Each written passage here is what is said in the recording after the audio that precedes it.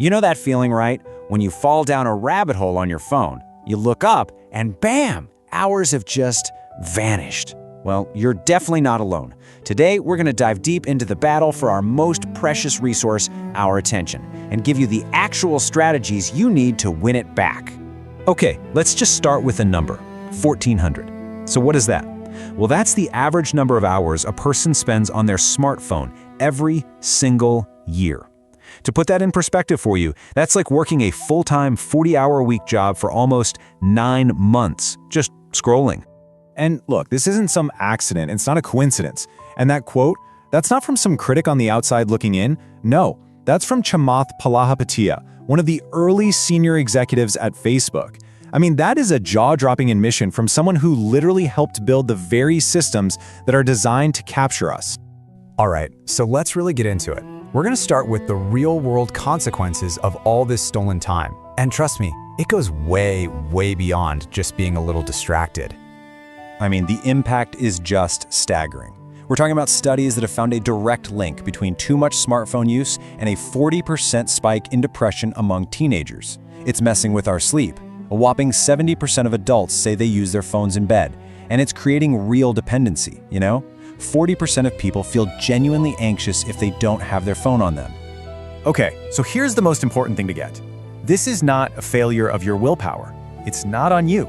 It's a feature of the design. So let's pull back the curtain and see exactly how these apps are built to hijack our brains.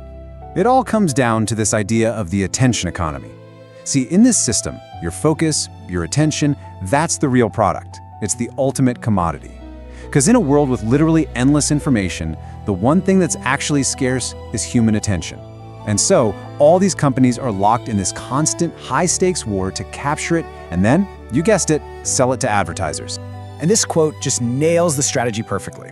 It's from Tristan Harris, who used to be a design ethicist at Google, so he knows what he's talking about. He calls it a race to the bottom of the brainstem. Just think about that. These platforms, they're not trying to appeal to our thoughtful, rational minds. Oh no. They're going straight for our most primitive lizard brain impulses to keep us hooked.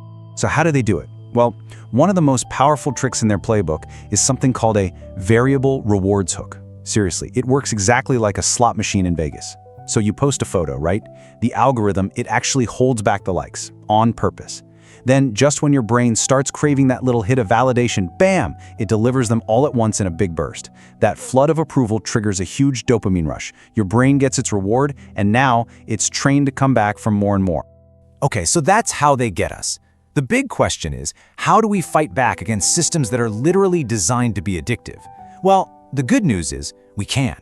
The first step is all about retraining our own minds, and we're going to look at an incredibly powerful psychological tool to do that. It's called cognitive behavioral therapy, or CBT for short. So what is CBT? Really? Well, at its core, it's a way to help you spot and challenge those unhelpful automatic thoughts that drive your behavior. You know the ones. It's all about becoming aware of those thought patterns and then actively working to rewrite them so you can build healthier habits and better ways of coping. And get this, the results are absolutely incredible. A major study looked at a special kind of CBT just for internet addiction. They found that after only 12 weeks, a full 95% of patients could manage their symptoms.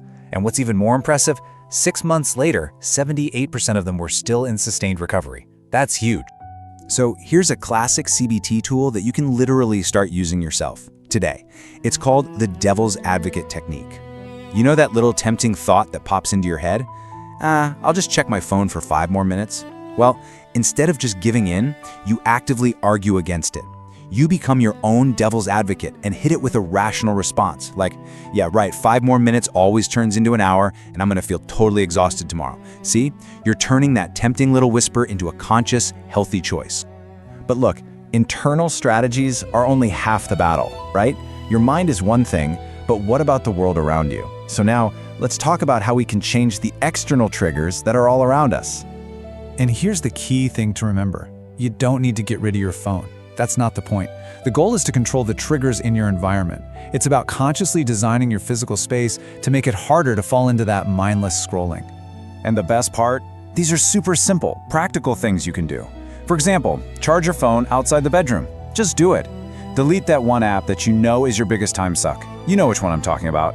Use the tools that are already on your phone to set timers for certain apps. And please be absolutely ruthless about turning off notifications. Every single buzz, every ding, it's a little paper cut to your attention. And believe me, the payoff for these little changes can be massive.